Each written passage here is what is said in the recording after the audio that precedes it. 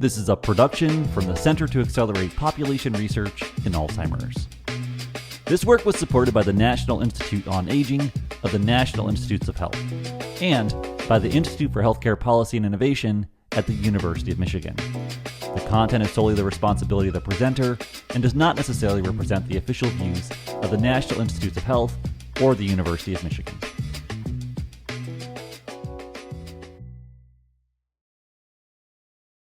These are two papers I'm sharing with you that colleagues and I did to really get at what's going on, how accurate are Medicare claims data for identifying people who have been evaluated to have dementia and not have it. So the first, led by Ellen McCarthy, uses a reference standard as the comparison, the Health and Retirement Survey study.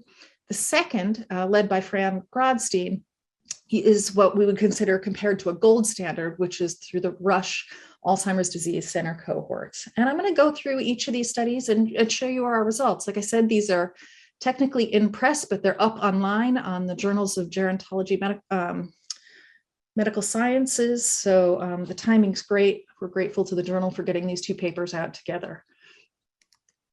So the statement of the problem for doing these papers, embarking on these, is the same. Claims data are routinely used to identify people with ADRD, Alzheimer's disease and related dementias, for multiple purposes, for research, for public health surveillance, for payment policy, and they're increasingly used for pragmatic trials.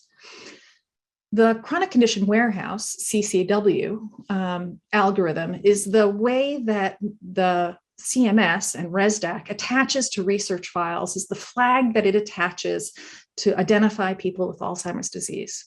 That was based on really good work back published in 2009, where they were really looking at clinical practice in the late 90s and the claims of 2001 and comparing it against the ADAMS study, which was a gold standard, which was a sub-study of the Health and Retirement study. And that algorithm requires 3 years of data. It's also based on clinical practice that's 20 years old. So we asked the question, a lot has changed.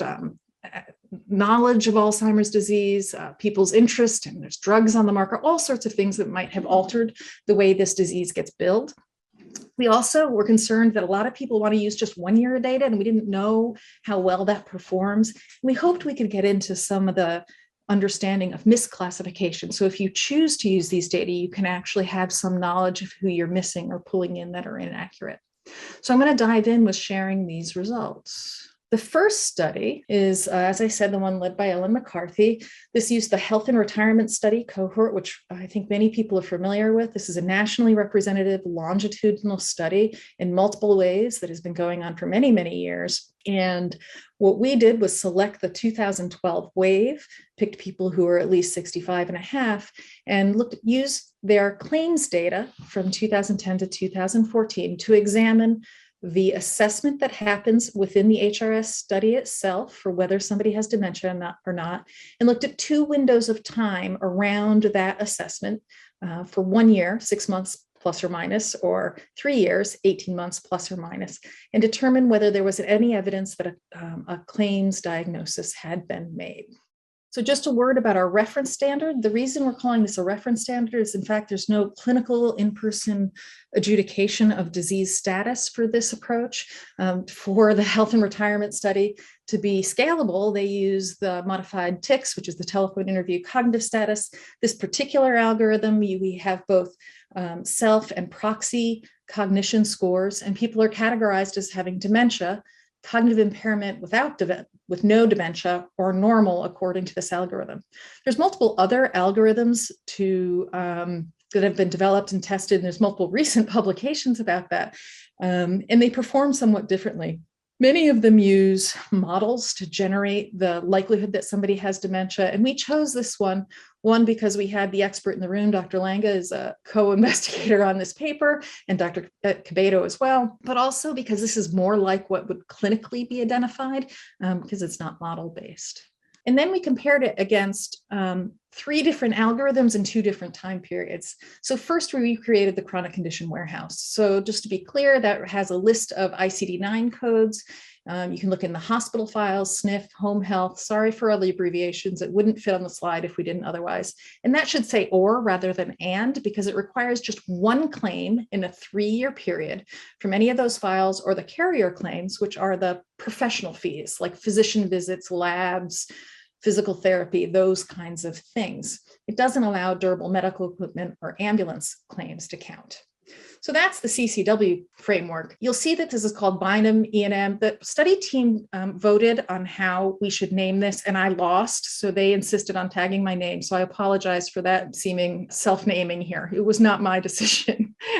But what we did was we were trying to improve on specificity, frankly, is the real effort in here. So this first one that's called Bynum E&M, first we added a couple codes that our expert panels thought needed to be added and had been missing. Lewy body dementia was a major one that was a concern, and senile psychosis was actually used very frequently in this set. So we also added hospice. It turns out that a certain percentage of people get their first dementia diagnosis in hospice. That's probably for a longer conversation. We also added visit types that represent rural health centers, federally qualified health centers, and critical access hospital clinics, because the prior algorithm would miss these rural and isolated places. And then we required that, because like the CCW, we only required one claim on the carrier side, but it had to be an E&M, which is an evaluation management, which before COVID, I would say is a face-to-face visit with a physician, nurse practitioner, physician assistant. But nowadays that could also be virtual. But it's about, it's not a lab test, it's not a procedure. It's actual somebody evaluating and marking that diagnosis on the claim. But again, it only requires one diagnosis, because historically Alzheimer's disease has been significantly underdiagnosed. The second algorithm we chose is actually to absolutely mimic what is used for other chronic diseases. Alzheimer's disease is the only one that algorithm that has historically only used one claim. The concern is that we get rule out diagnosis. I come in complaining of subjective complaints of memory problems, and then you find out I have depression and treat it and I get better. So you want that first claim might say I have dementia, but a second or, there wouldn't be a second, third, or fourth, because the physician has determined that that's not the case. So this algorithm keeps the features, the added features of the E&M, but it goes back to requiring two claims that are at least 7 days apart when we're talking about those outpatient physician provider claims. Inpatient claims, we still only require one. Then we evaluated it in 1 and in 3 years. So getting right to the point, here are the results. Sorry for the busy slide. Thank you to Ellen McCarthy for making it, though. We really focused on positive predictive values as the outcome of main interest for the study, because the idea was, when we're doing the kinds of studies we're doing, we're interested in what's the likelihood that the person I have labeled has the disease. And that's what these are. What you see is that using the 1 year of data gets you the best positive predictive value. And actually just using the same algorithm that we use for all other chronic diseases, which would frankly make a lot of us doing health services research life simpler, was actually performed the best.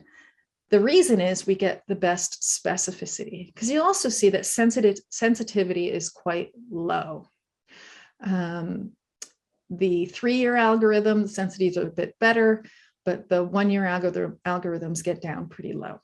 The other thing we were really interested in is whether the positive predictive value is different for certain subgroups. And we had some hypotheses about this. And what we found was, in fact, there was a lot of variability in the positive predictive value. First thing is that if the respondent required a proxy to do the health and retirement survey, and were determined to have dementia, the claims were highly accurate with a very high positive predictive value. My hypothesis, my theory here is that if a person requires a proxy to do the HRS survey, they're probably using a proxy in their clinic visits, and that's really hard for physicians and nurses to miss that diagnosis when somebody requires help during their visits. Age, certainly the older people, it's more accurate in. For the younger people, we see less so. So again, a place where providers may not recognize as much, or symptoms may be more mild at that point. Women had a higher predictive value, and we also found a higher predictive value in Blacks and Hispanics, although as you'll see for the Hispanics in particular, there's not a very big sample in the HRS group. So moving on, we went on to the Rush ADC cohorts for two reasons. So the Rush Alzheimer's Disease Center has 5 cohorts. They have, we consider this the gold standard, which you'll see why, a gold standard for comparison of the claims. They have 5 cohorts: the Religious Order Studies, the Rush Memory and Aging Project, the Minority Aging Research Project, the African American Clinical Core, and the Latino Core. And all of these data have been linked to claims. One of the reasons we were using it was much more recent claims. So we got into ICD-10. And we did the same exact method. We found they have annual evaluations. We picked the 2016 annual evaluation and did a 1-year and 3-year window around those dates. And then we got the scores on that 2016 date to determine the cognitive status at that time. So this is another longitudinal study. People followed annually, but rather than being a telephone-based interview, this is an in-person structured clinical evaluation that's harmonized across all the cohorts. You can read about all the details of the extensive testing they do. And there's 2 assessments. A neuropsychologist who's blinded to all the sociodemographics renders the clinical judgment on whether there's dementia or any cognitive impairment or none. And then another clinician, it's a neurologist or another expert in seeing people with dementia, reviews all of the data and renders a final clinical diagnosis. And we were using that final clinical diagnosis, which is based on the joint criteria of the NIN-CDS, ADRD. They also flag whether the person specifically has Alzheimer's disease in their assessment. We did not use that data. People also get a flag of MCI. The MCI means the neuropsychologist reported there was cognitive impairment, but the clinician did not determine the person to have dementia, and then they were normal. So here's our gold standard. And what we did was we chose the best performing algorithm from the first paper, Ellen's paper, and applied it here in the RADC. So again, we allowed both ICD-9 and ICD-10 codes because this was in the transition between the two. It turns out that everybody had ICD-10 code-based dementia diagnoses because mostly we were looking into 2016. We also repeated the same exact study in 2012 so we could have the comparison directly to the HRS study, but the results were essentially the same. And what we found, positive predictive values were actually lower. 1 year was better than 3 years.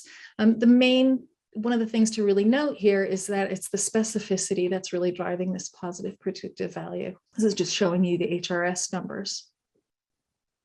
I'll just pause here for a moment. So I think, the question is, if specificity is driving this so much, who are the false positives? Like who are we selecting in with claims but don't have dementia according to the Rush assessment? And what we find is that these people are older. They have many more comorbidities on average. They're more functionally impaired. They do have lower average MMSEs. They are more commonly have an indicator of having MCI, and they have frequent, about double, I think if I'm looking 29% compared to 51% frequent subjective complaints.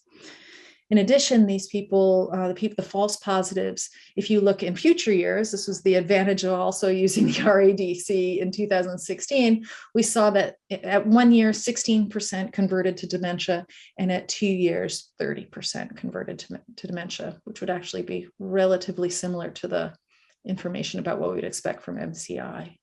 So basically, the false positives are really quite different from the true negatives. And I don't think we would say they look cognitively or functionally normal.